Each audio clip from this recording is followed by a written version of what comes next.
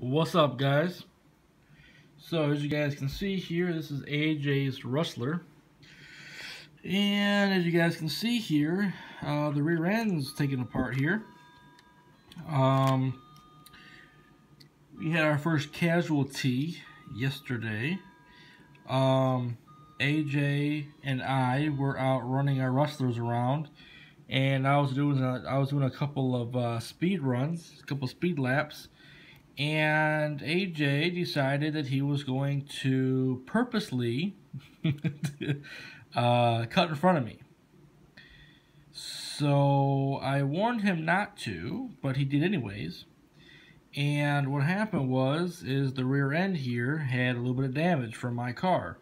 And surprisingly, I looked over my Rustler and there was no damage done to mine. I think, I don't know, my tire or something must have hit it, because it didn't, I mean, of course I didn't get it on camera, but the way that it hit was, I hit him, and he just kind of bounced off me, and I just kept on going. It was kind of a weird hit, so I was actually kind of surprised at the damage that was done to AJ's Rustler, but enough of me talking, let's go ahead and get into what happened. So basically, like I said, I was on a straightaway, you know, just doing my high-speed runs like you guys have seen me do many times, and AJ was coming the opposite way, and he clearly seen me coming, and I told him, I was like, AJ, don't get in front of me. And sure enough, he got in front of me. He thought it was funny to do that, so I said, AJ, don't get in front of me. Something bad's gonna happen. Damage will happen. So needless to say, on impact, like I said, his car bounced off of my car. I just kept on going. Nothing happened to my car. I did, take it apart and look at it last night, and everything was fine. Well, AJ tried to take off again, and the car wouldn't move. You could hear the rear end was trying to turn, but it wasn't. So anyways, upon inspection, we looked and we noticed that this drive shaft here, it was still connected, but it was just spinning freely. I'm like, okay, so you broke a drive shaft, Well, upon further inspection, I noticed that he didn't break this part. I thought this little knuckle here broke somewhere, but no. Actually, what happened is he actually pulled the pin.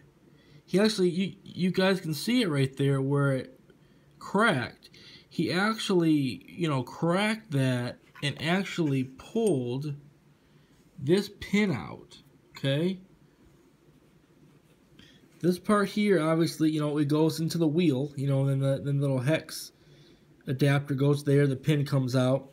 Well, all this part right here, I'm trying to get it focused, all that top part right there actually sits down in that housing right there. You guys can kind of see, where it got ripped out at. So he actually ripped this metal piece out of this housing, and obviously you can't fix that. You got to repair, you got to replace it. So that was the first thing that I know. Okay, but then after I got this off the car, I noticed that, well, no, before I got that off the car, I noticed that the rear tire was wobbly. So once I got this off of the car, I did a little bit closer inspection, and the bearings and stuff were very loose. I'm like, that ain't right. So I actually pulled the other side off, or I actually pulled the other side tire off, and I inspected that, and what I noticed was this. We actually cracked that. So that's why, the bearings were in there just loose, because obviously the housing is loose, or the housing is cracked. So I got to replace this as well. So needless to say, you know, AJ wants his allowance to go to fixing this, so that's what it's going to go to. This right here is the rear. Well, it's not. It doesn't say rear, but it's the stud axle carrier. The part number for it is the Traxxas part number is 3752, and they come in a set of 2. They're about $3. So that that just goes right here, and this gray plastic piece, you know, connects up to it and holds it all in place.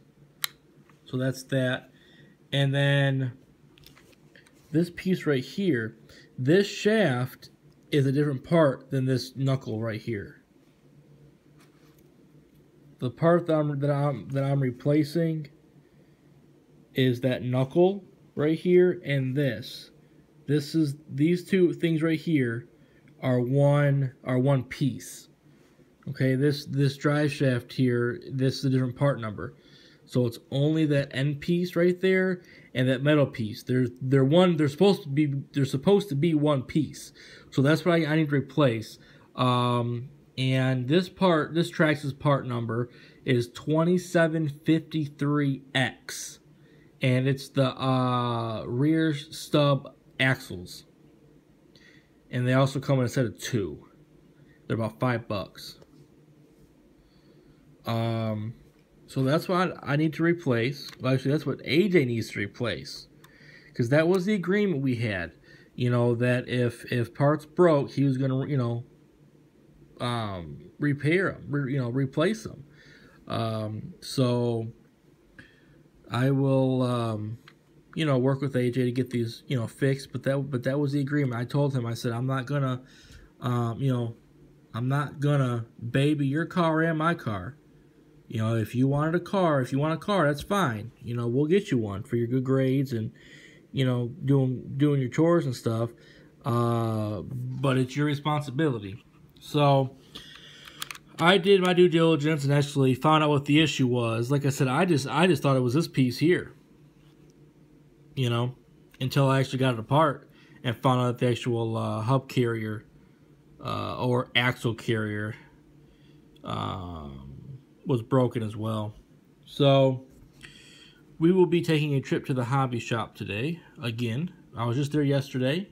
Got the Dean connectors and shrink wrap, well, the shrink wrap came with the Dean connectors.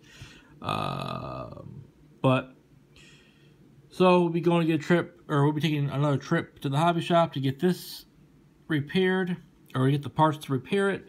And also, I'm going to be swapping this out too, since I have the wheel and everything off, and we're going to be doing some repairs. I'm going to go ahead and swap the spur gear out.